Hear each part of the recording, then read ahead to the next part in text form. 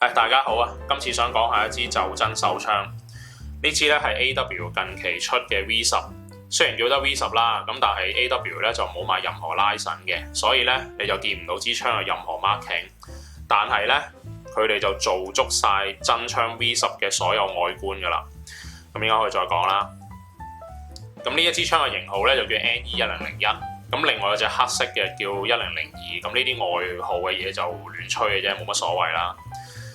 咁大家玩開1911或者有儲開1911類型手槍嘅朋友咧，都知道呢個 size 嘅1911咧都幾難儲嘅。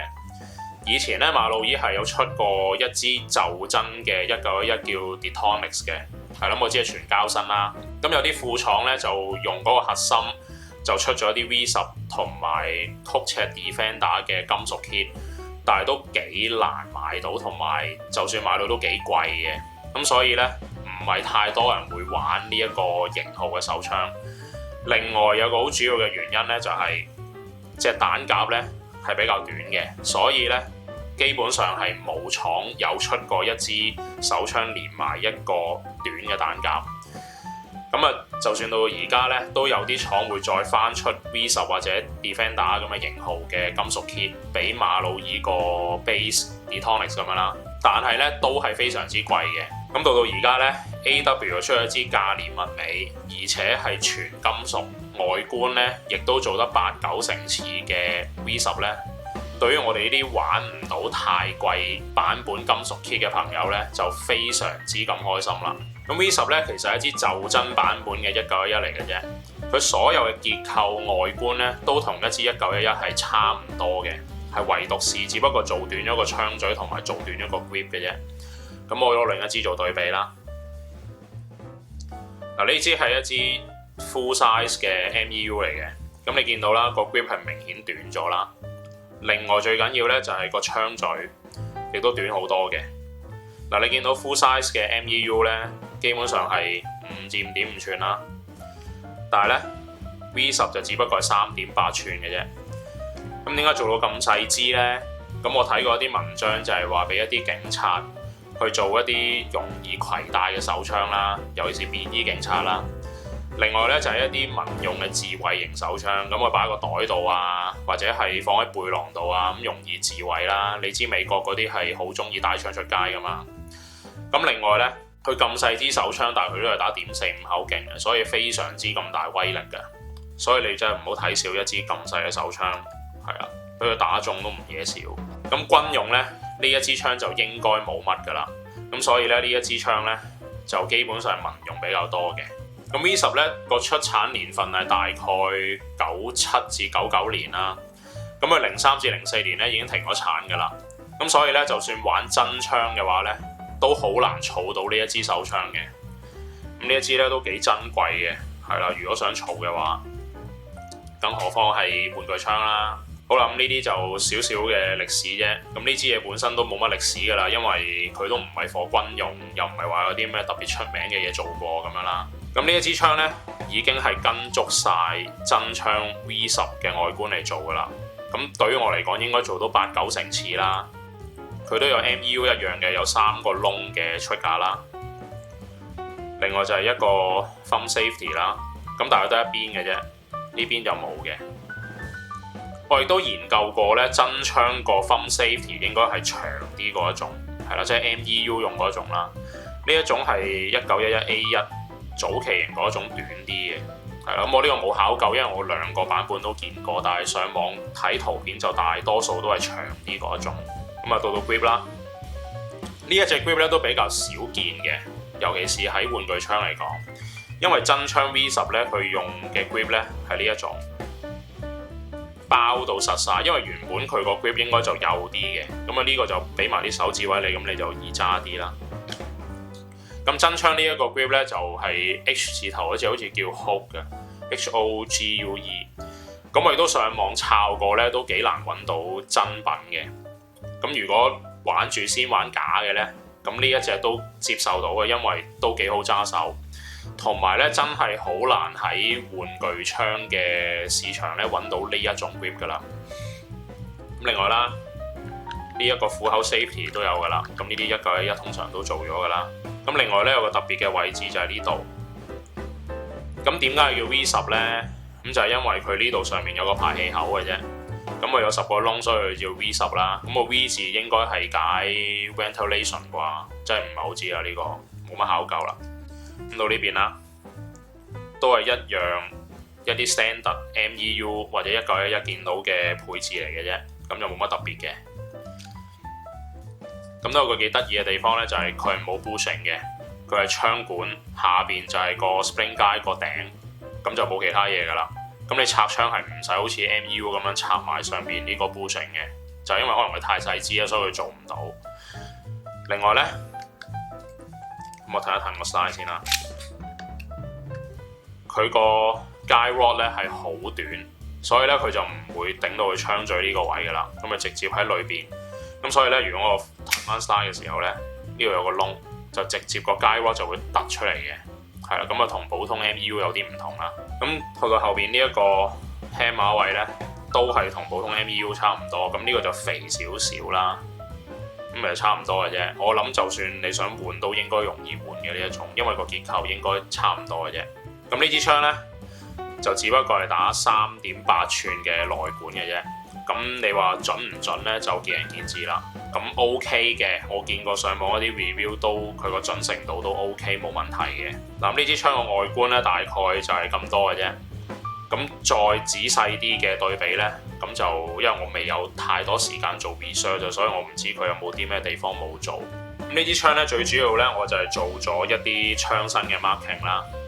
咁首先槍嘅右邊 Springfield Armory， 咁加埋呢個交叉炮嘅 logo 啦。咁呢邊 V10 Ultra Compact Cal .45 啦，打.45口徑嘅。咁雖然玩具槍就6mm 啦。咁另外啦，咁啊槍身都係寫翻 Springfield 啦。另外就係下邊有個 serial number 嘅。咁呢個 number 就我自己 custom make 嘅啫。咁啊，純粹個人喜歡，咁啊費事支支一樣啦。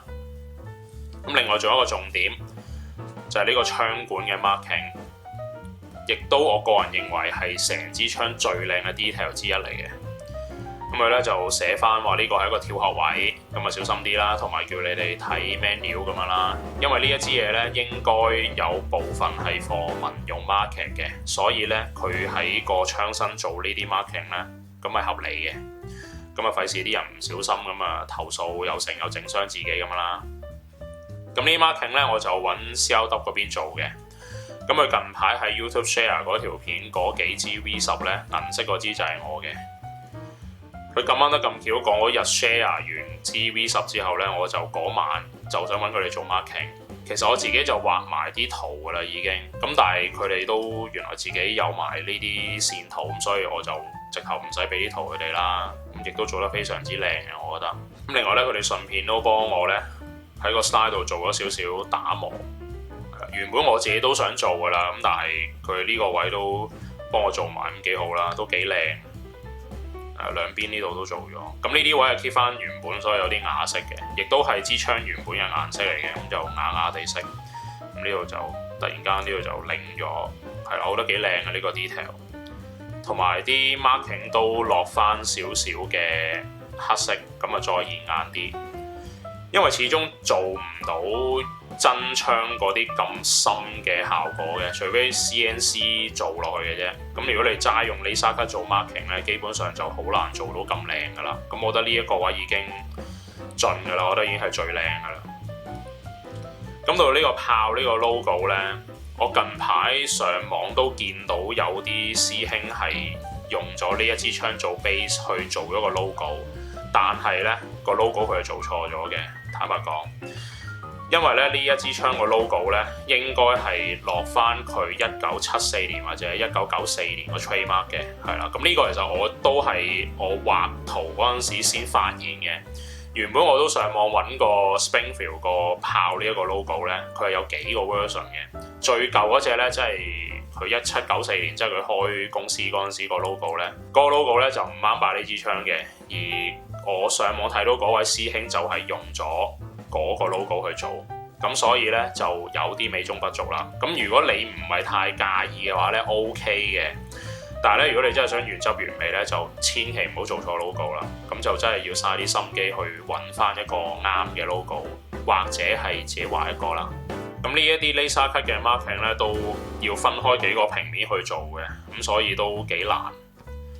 咁同埋上面呢一個咧就係原本 GV10有嘅 marking 就係.45 ACP， 但係咧真槍就應該係 SA .45 ACP 嘅。咁呢個冇得救噶啦，因為呢個已經本身做咗落去，咁你除非磨晒佢再做過嘅啫。但係呢個實在太嘥心機。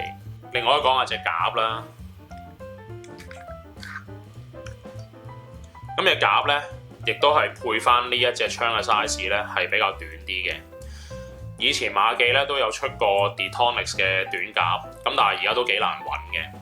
嗱，咁而家 AW 咧就好好心咁樣做翻一隻，同埋可以另買，咁所以咧就唔驚話冇夾用。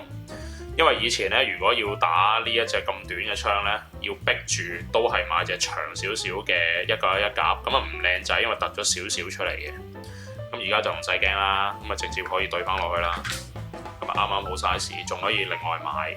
係啦，而且應該係有貨嘅，所以應該唔擔心嘅。咁 AW 咧，主要都係用 WE 做 base 去做嘅，咁所以咧隻夾都係 WE。咁啊原裝咧裝13飛單列嘅啫，咁啊唔同馬記雙列啦。其實馬記用雙列咧都好無謂嘅，因為佢啲夾咧都幾難打晒佢雙列夾嗰20幾飛嘅。咁所以咧佢出呢一隻13飛嘅短夾咧，係非常之 make sense 嘅，因為係一定打得晒，而且 lock 到 slide 嘅。咁我亦都加咗少少自己嘅 detail 啦，就係喺裏邊睇到啲子彈窿啦，因為佢一個窿代表一粒彈嘅，咁啊應該就會睇到裏邊嗰粒彈金金地色個效果啦。咁我兩邊都做咗噶啦，純粹手痕嘅啫，咁冇乜特別嘅，因為你加咗啲白色 BB 彈隔離咧，就已經失晒真噶啦。咁呢個位純粹望落去靚仔啲嘅啫，咁始終呢支我都買嚟收藏，都唔諗住落場噶啦，因為13飛一隻夾我都唔知要買幾多隻先落到場打。咁呢支槍呢個氣化呢亦都出奇地咁好嘅，咁雖然佢用隻咁短嘅夾呢，但係佢個氣化呢係 OK 嘅。咁佢首先啦 AW 呢就改咗個出氣膠，咁啊更加貼服嘅。另外呢，佢亦都用咗佢哋自家製嘅大版本紅色飛機，所以咧佢個後座力同埋個氣化咧都比原裝 WE 係好嘅。咁而家打開一條 style 可以順便講埋條槍管啦。嗱，你見到槍管係喇叭型嘅，嗱我諗出邊都冇得單獨買噶啦，除非你成套 kit 買翻嚟嘅啫。咁另外咧就係嗰幾個窿。咁點解有呢幾個窿咧？真槍咧，因為打.45。個後座力都幾大嘅，所以佢呢度加幾個排氣口咧，係可以令到你個槍撳翻低少少，容易啲控制嘅。咁呢個係一個都幾好嘅設計啦。咁雖然我冇試過打呢支嘅真槍啦，但係應該個作用係為咗咁樣做啦。順便咧做下簡單嘅試射啦，都係純粹想 show 下支槍嘅氣化同埋個 blowback 嘅啫。咁啊入夾啦。我打嘅都係普通氯氣嚟嘅啫。好，